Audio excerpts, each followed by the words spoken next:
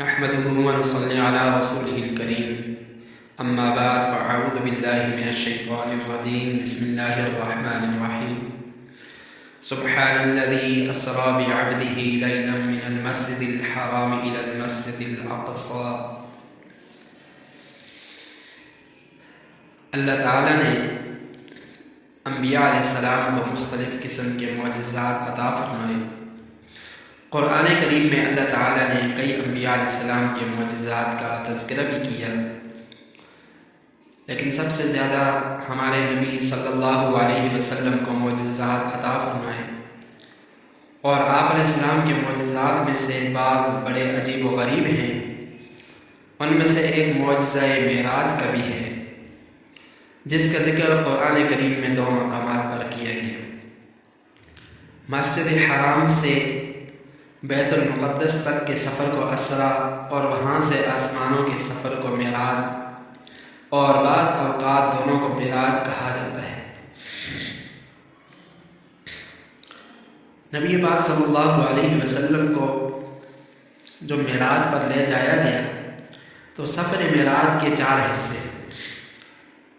پہلا حصہ مسجد حرام سے مسجد اقصی تک، دوسرا مسجد اقصی سے 7ویں آسمان پر سدرۃ المنتہا تک، تیسرا سدرۃ المنتہا سے مقام صریف الاقلام تک، اور چوتھا مقام صریف الاقلام سے جہاں تک اللہ تعالیٰ کو منظور تھا۔ احادیث میں سفر معراج کا واقعہ بڑی تفصیل کے ساتھ مذکور ہے۔ اس کا خلاصہ آپ کے سامنے رکھتا ہوں۔ وہ یہ ہے کہ رسول اللہ صلی اللہ علیہ وسلم نے فرمایا، میں حتیم کعبہ میں موجود تھا جب فرشتے میرے پاس آئے، اور بعض روایات میں ہے کہ آپ اس رات اپنی چچا بہن حضرت ام ہانی رضی اللہ تعالی عنہا کے گھر آرام فرما رہے تھے کہ اچانک گھر کی چھت پھٹی، اور چھت سے حضرت جبرائیل امین نیچے اترے، ان کے ساتھ اور فرشتے بھی تھے۔ جبرائیل امین نے آپ کے قدم مبارک کو چھو کر ادب سے آپ کو جگایا، اور وہاں سے حتیم کعبہ پر لے گئے۔ حتیم کعبہ میں لے جا کر آپ علیہ السلام کو لٹایا گیا۔ آپ علیہ السلام کا سینہ مبارک چاک کیا گیا، اور قلب اطہر کو ایک بڑی پلیٹ میں رکھ کر آب زمزم سے دھویا گیا، اور اس میں ایمان و حکمت تجلیات الہی بھر کر سینہ مبارک سی دیا گیا۔ اس کو شق صدر کہا جاتا ہے، اور روایات کے مطابق شق صدر 4 مرتبہ ہوا۔ پہلی مرتبہ جب آپ صلی اللہ علیہ وسلم کی عمر مبارک 4 سال تھی، دوسری مرتبہ جب آپ 12 سال کے تھے، تیسری مرتبہ بعثت کے وقت، اور چوتھی مرتبہ معراج کے اس موقع پر شق صدر کیا گیا۔ شق صدر کا مقصد یہ تھا تاکہ آپ کا قلب اطہر آسمانوں کی سیر، تجلیات الہی، رب ذوالجلال کی زیارت اور ہم کلامی کو برداشت کر سکے۔ بہرحال شق صدر کے بعد آپ کی سواری کے لیے جنت کا ایک جانور براق لایا گیا، جو سفید رنگ کا، گدھے سے بڑا اور حجر سے کچھ چھوٹا تھا۔ اتنا تیز رفتار تھا کہ حد نگاہ پر اس کا قدم پڑتا تھا۔ بہرحال یہاں سے معراج کا سفر شروع ہوتا ہے۔ راستے میں کچھ اور واقعات بھی پیش آئے۔ راستے میں ایک ایسی جگہ گزر ہوا جہاں کھجور کے درخت بکثرت پائے جاتے تھے۔ جبرائیل امین نے عرض کیا، حضور یہاں اتر کر 2 رکعت نماز پڑھ لیجئے، اور پھر فرمایا کہ یہ یثرب ہے، یعنی مدینہ طیبہ ہے، جہاں آپ ہجرت کر کے آئیں گے۔ وہاں سے چلے تو وادی سینا پہنچے۔ جبرائیل امین نے عرض کیا، حضور یہاں بھی اتر کر 2 رکعت نماز پڑھ لیجئے۔ پھر بتایا کہ اس مقام پر اللہ تعالیٰ نے حضرت موسیٰ علیہ السلام سے کلام فرمایا تھا۔ پھر ایک اور جگہ جبرائیل امین نے عرض کیا، حضور یہاں بھی اتر کر نماز پڑھ لیجئے۔ پھر بتایا کہ یہ مدین ہے، جہاں حضرت شعیب علیہ السلام اور ان کی قوم آباد تھی۔ پھر ایک اور مقام پر جبرائیل امین نے عرض کیا، حضور یہاں بھی اتر کر 2 رکعت نماز پڑھ لیجئے۔ آپ علیہ السلام نے نماز پڑھی۔ پھر آپ علیہ السلام کو بتایا گیا کہ حضور یہ بیت اللحم ہے، جہاں حضرت عیسیٰ علیہ السلام کی ولادت ہوئی۔ پھر یہاں سے آگے چلے تو راستے کے کنارے ایک بڑھیا کھڑی نظر آئی، جس نے آپ علیہ السلام کو آواز دی، تو جبرائیل امین نے عرض کیا، حضور اس کی طرف توجہ نہ دیجیے۔ پھر ایک بوڑھا نظر آیا، اس نے بھی آپ کو آواز دی۔ جبرائیل امین نے عرض کیا حضور اس کی طرف توجہ نہ دیجیے۔ پھر آگے چل کر ایک جماعت پر آپ کا گزر ہوا تو انہوں نے آپ علیہ السلام کو ان الفاظ سے سلام کیا: السلام علیک یا اول، السلام علیک یا آخر، السلام علیک یا حاشر۔ جبرائیل امین نے عرض کیا حضور ان کے سلام کا جواب دیجیے۔ تو آپ علیہ السلام نے سلام کا جواب دیا۔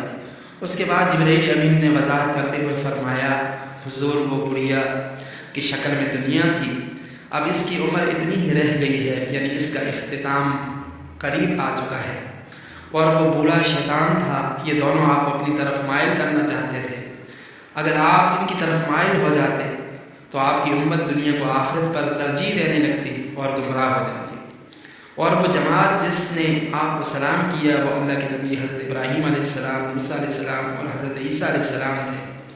غرض اس شان کے ساتھ آپ علیہ السلام بیت اللہ سے بیت المقدس پہنچے۔ یہاں آپ کے استقبال کے لیے حضرت آدم علیہ السلام سے لے کر حضرت عیسیٰ علیہ السلام تک تمام انبیاء علیہ السلام فرشتے موجود تھے۔ پھر آپ علیہ السلام نے تمام انبیاء علیہ السلام کی امامت کرائی۔ تمام انبیاء علیہ السلام نے آپ کے پیچھے نماز پڑھی۔ اس کے بعد تمام انبیاء علیہ السلام سے ملاقات ہوئی اور ہر ایک نے اپنے اپنے انداز میں اللہ تعالیٰ کی حمد و ثنا بیان کی۔ پھر جب آپ علیہ السلام فارغ ہو کر مسجد اقصی سے باہر تشریف لائے تو جبرائیل امین آپ علیہ السلام کے سامنے 2 پیالے پیش کیے۔ ایک پیالے میں شراب اور دوسرے میں دودھ تھا۔ آپ علیہ السلام نے دودھ کا پیالہ لیا اور سیر ہو کر پیا۔ جبرائیل امین نے اس موقع پر کہا: الحمدللہ کہ آپ نے دین فطرت کو اختیار کیا، اگر آپ شراب پی لیتے تو آپ کی امت گمراہی کا شکار ہو جاتی۔ سامعین محترم، پھر یہاں سے آپ براق پر سوار ہوئے اور جبرائیل، میکائیل فرشتوں کی معیت میں آسمانوں کی طرف روانہ ہوئے۔ پہلے آسمان پر پہنچے تو حضرت آدم علیہ السلام سے ملاقات ہوئی، دوسرے پر حضرت عیسیٰ علیہ السلام، تیسرے پر حضرت یوسف علیہ السلام، چوتھے پر حضرت ادریس علیہ السلام، پانچویں پر حضرت ہارون علیہ السلام اور چھٹے آسمان پر حضرت موسیٰ علیہ السلام، ساتویں آسمان پر حضرت ابراہیم خلیل اللہ علیہ السلام سے ملاقات ہوئی۔ تو ابراہیم علیہ السلام نے فرمایا: محمد میری طرف سے اپنی امت کو سلام کہنا اور ان کو بتا دینا کہ جنت کی مٹی بہت عمدہ ہے، بہت اعلیٰ ہے، اور اس کا پانی بہت لذیذ ہے، بہت اعلیٰ ہے، لیکن وہ ایک چٹیل میدان ہے اور اس کے پودے سبحان اللہ، الحمدللہ، لا الہ الا اللہ، واللہ اکبر ہے۔ یہاں ایک لمحے کے لیے سوچیں کہ ہمارے لیے کتنے بڑے اعزاز، کتنے بڑے شرف کی بات ہے کہ اللہ کے جلیل القدر نبی حضرت ابراہیم علیہ السلام نے ہمارے لیے سلام بھیجا ہے۔ اسی لیے حضرات محدثین نے لکھا ہے کہ جب یہ حدیث پڑھی جائے یا سنی جائے تو سنت کے مطابق حضرت ابراہیم علیہ السلام کے سلام کا جواب دینا چاہیے اور یوں کہنا چاہیے: وعلیہ السلام ورحمۃ اللہ وبرکاتہ۔ پھر آپ علیہ السلام سدرۃ المنتہا تشریف لے گئے۔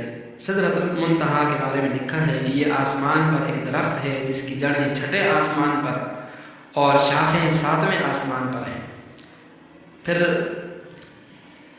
یہیں پر آپ علیہ السلام نے نہر کوثر کا مشاہدہ کیا جو قیامت کے دن آپ علیہ السلام کو دی جائے گی، جہاں آپ علیہ السلام اپنی امت کے لوگوں کو پانی پلائیں گے، اور یہی وہ مقام ہے جہاں آپ علیہ السلام نے جبرائیل امین کو اصل شکل میں دیکھا، جس کا تذکرہ سورۃ النجم میں موجود ہے۔ پھر اس کے بعد آپ علیہ السلام ایک ایسے مقام پر پہنچے جہاں آپ قلم سے لکھنے کی آواز سنتے تھے۔ اس کے بعد جبرائیل امین نے رخصت چاہی اور عرض کی: اللہ کے نبی اب یہاں سے آپ اکیلے جائیں گے۔ فرمایا: جبرائیل، ایسے مقام پر کوئی دوست اپنے دوست کو اکیلا چھوڑ کر جاتا ہے؟ عرض کی: اللہ کے نبی مجھے اس سے آگے جانے کی اجازت نہیں ہے، اگر اس سے ایک بال برابر بھی اوپر گیا تو نور سے میرے پر جل جائیں گے۔ چنانچہ آپ علیہ السلام نے جبرائیل امین کو رخصت کیا اور اکیلے اللہ تعالیٰ سے ملاقات کے لیے تشریف لے گئے۔ یہاں فرشتوں کا سردار نیچے رہ گیا اور انبیاء علیہ السلام کا سردار اوپر چلا گیا۔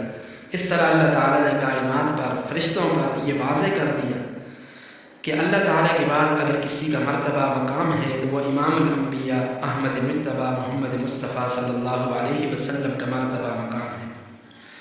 معراج کے اس موقع پر اللہ تعالیٰ کی طرف سے آپ علیہ السلام کو 3 تحائف دیے گئے۔ پہلا سورہ بقرہ کی آخری 2 آیات کا تحفہ دیا گیا، جس میں امت کے لیے اللہ تعالیٰ کی طرف سے رحمت، مغفرت، بخشش کا تذکرہ ہے، اور کفار کے مقابلے میں اللہ تعالیٰ کی مدد کا تذکرہ ہے۔ اس لیے یہ دعا سکھائی گئی، جس میں اشارہ ہے کہ تم اللہ تعالیٰ سے دعائیں مانگو، وہ قبول کرے گا۔ دوسرا تحفہ امت کے لیے یہ وعدہ کیا گیا کہ جو شرک نہیں کرے گا اس کی مغفرت کر دی جائے گی۔ اور تیسرا تحفہ امت کے لیے 50 نمازوں کا دیا گیا، اور پھر 5 نمازیں کر دی گئیں، لیکن یہ وعدہ کیا گیا کہ نمازیں 5 پڑھیں گے، لیکن اللہ تعالیٰ کی طرف سے اجر و ثواب 50 ہی کا ملے گا۔ بڑے افسوس کا مقام ہے کہ آج ہم سے وہ 5 نمازیں بھی صحیح طور پر ڈھنگ سے ادا نہیں ہو سکتی۔ اللہ تعالیٰ ہمیں نماز اور باجماعت نماز پڑھنے کی توفیق عطا فرمائے۔